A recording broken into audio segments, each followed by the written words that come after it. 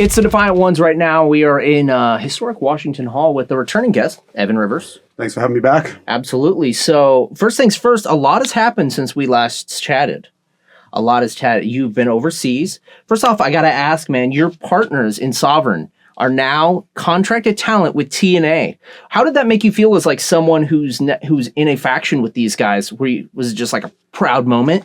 Man, getting to watch Jude and Trav do what they do over the last, working so closely with them for a year, but like, I mean, I've known these boys longer than that, right? Yeah. I've go back with these guys quite a few years now, and just watching the work ethic and the motivation and the drive to just constantly get better and push themselves to that upper echelon of this business has been really motivational to watch, and getting to do that with them and watch their journey and learn from them on the day-to-day basis has been unreal. Like, I was fully convinced they were going to get signed. It was only a matter of time. Yeah. So when they finally told me, I wasn't in a state of shock. Yeah. I was at that point, I'm like, yeah, of course you guys are. Undeniable. Yeah, it's undeniable. You guys are going to be taking over this business, and I'm happy to be a part of that and learn from them along the way. That's awesome, man.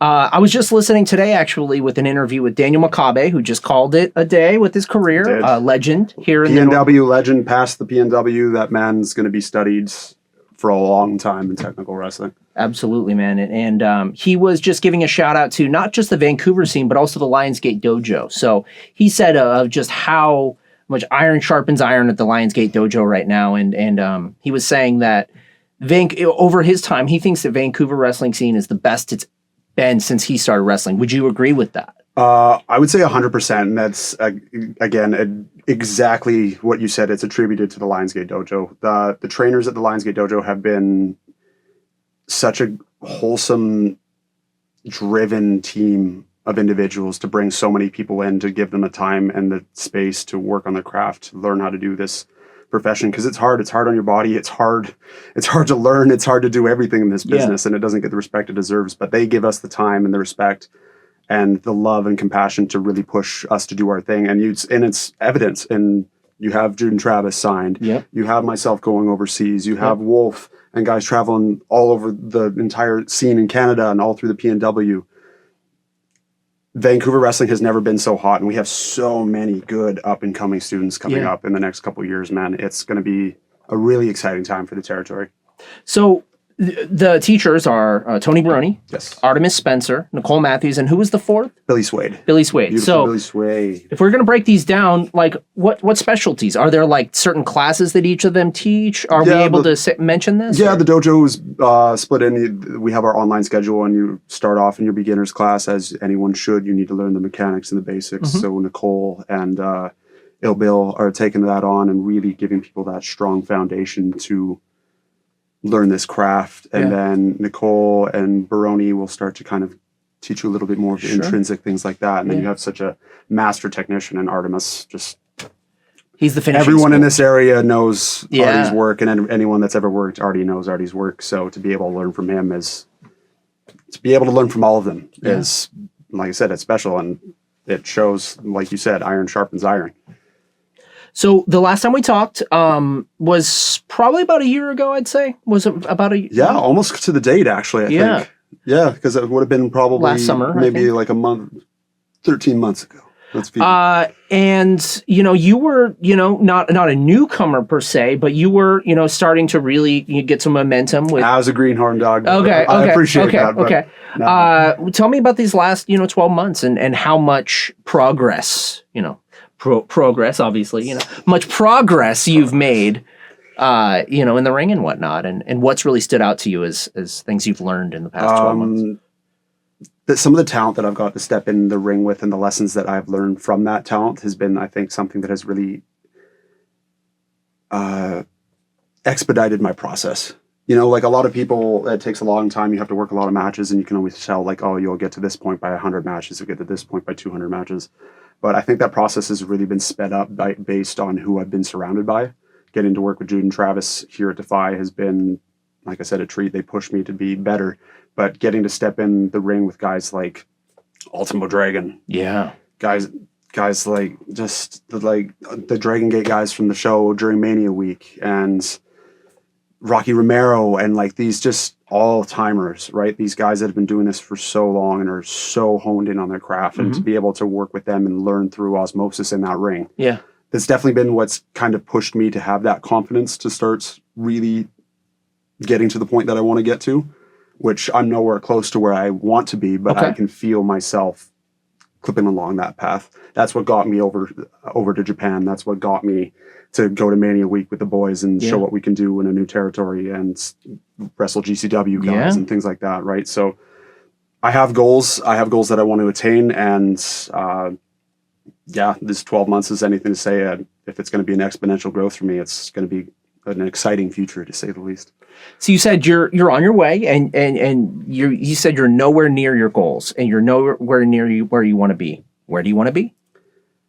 Ideally, it's people are like, oh, I want to go to this promotion or that. It's for me, I want to get to a point where my wrestling is my entire world. Indie wrestling's a hard thing, as anyone knows, if it's independent music or indie wrestling or any sort of entertainment aspect of a business.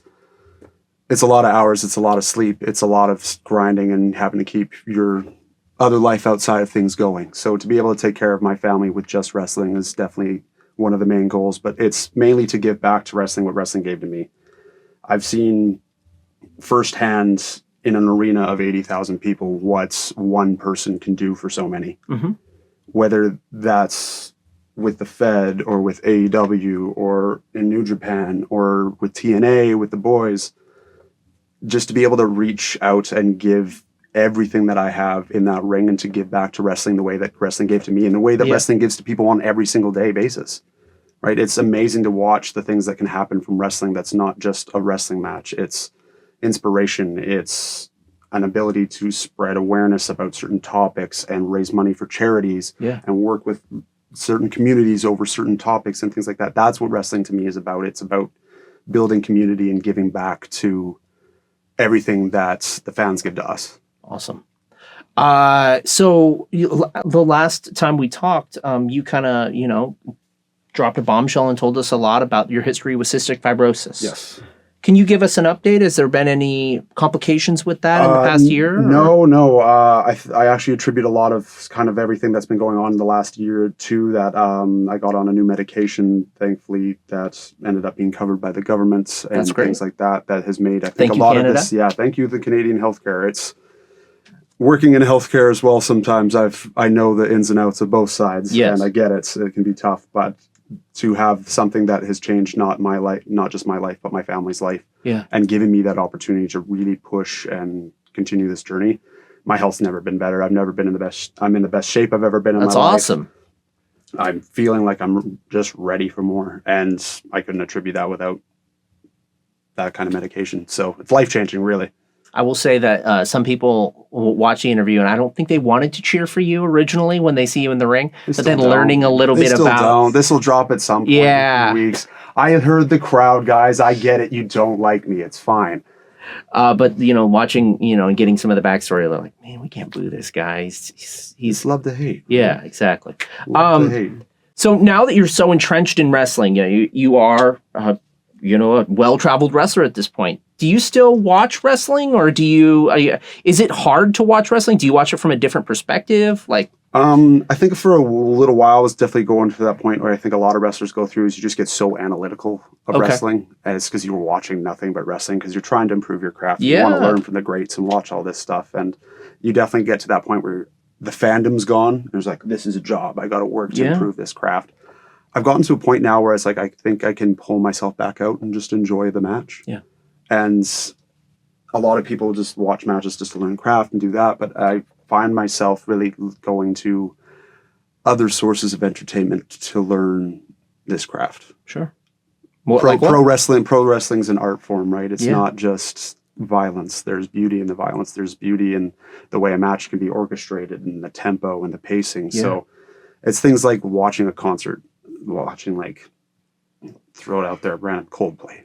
Okay. Yeah. Watching Chris Martin's energy and control over that many people. It's amazing, right? It's just having that energy to bring them down and up and get the crowd engaged and have them so focused on what's going around them that no one has their phones out and they're just enjoying a good time. Yeah. sucks for wrestling because you have no clips because everyone chases the gifts per se. Sure. But I just want to learn to be an entertainer and performer and still work my craft and learn that craft. But I don't want to wrestle like everyone else wrestles. I don't want to wrestle like my favorite wrestlers. I want to wrestle like me. Yeah. And I need to find that inspiration my way.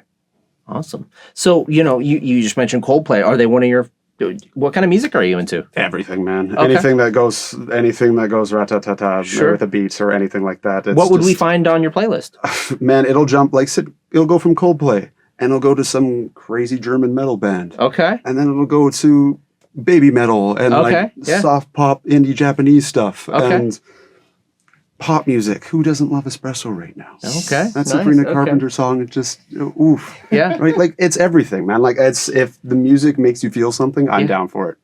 Okay. So if you could, if you had unlimited budget and you could hire any artist to write you a custom theme song, who would it be? That would fit yourself as like your character, your wrestling persona. Could it be like a collab? Oh man, I said budget's not a thing, man. It's all good. I don't know. I'm thinking like it'd have to be like an EDM style something. So you need somebody like like a Chainsmokers or a Kygo involved. Okay. But then you would need to blend somebody like Baby Metal with Doja Cat to do a verse. Okay. Hey. Something like that. I see it on the charts now. Just really, really confuse the hell out of people. Yeah. Pull like a version of a Joe Hendry and try to get the song to go #1. Sure. Yeah. Something like that, right? All right. Someone will hate it though. Someone will be like, "Man, that guy, I hate him." Yeah, Defiance. Yeah.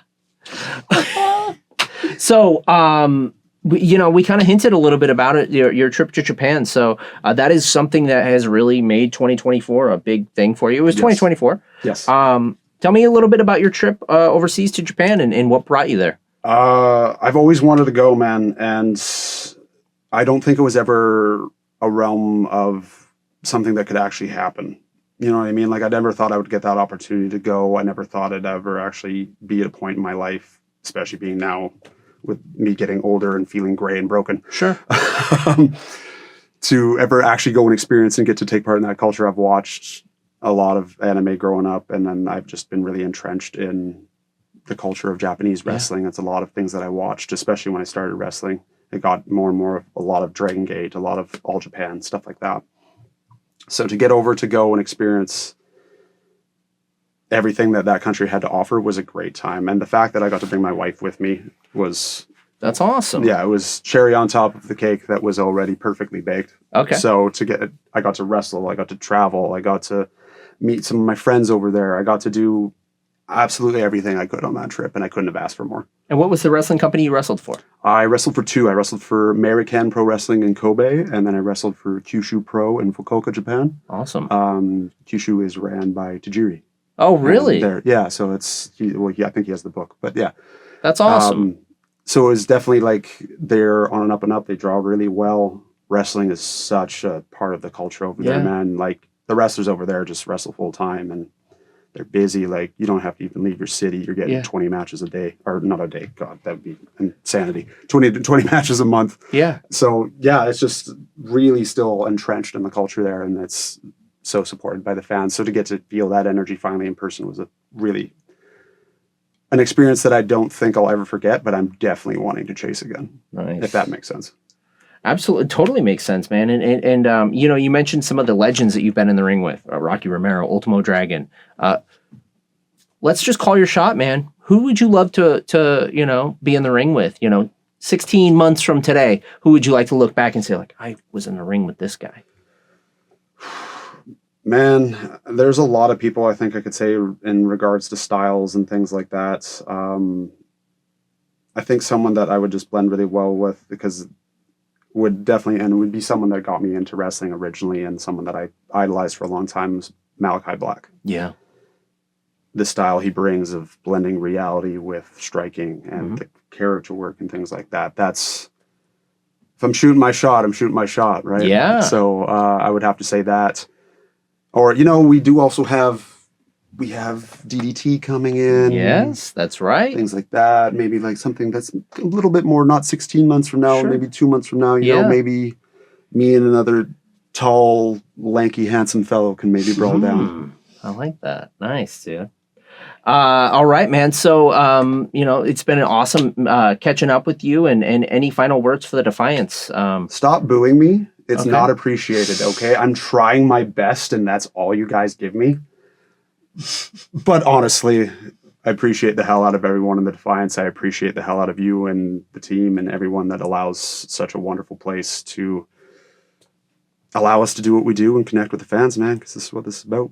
All right, man. Shout out to Evan Rivers. You love to hate him. You love him. Either way, you make him happy, and just keep doing what you're doing, man. We're stoked on you, and we'll keep bringing you back. I'm sure we'll see you at the DDT show. You know, it's not like I make the decisions, but either way, politic for me. Yeah, exactly. I'll politic for you. Make it happen. Evan Rivers here on the Defiant Ones.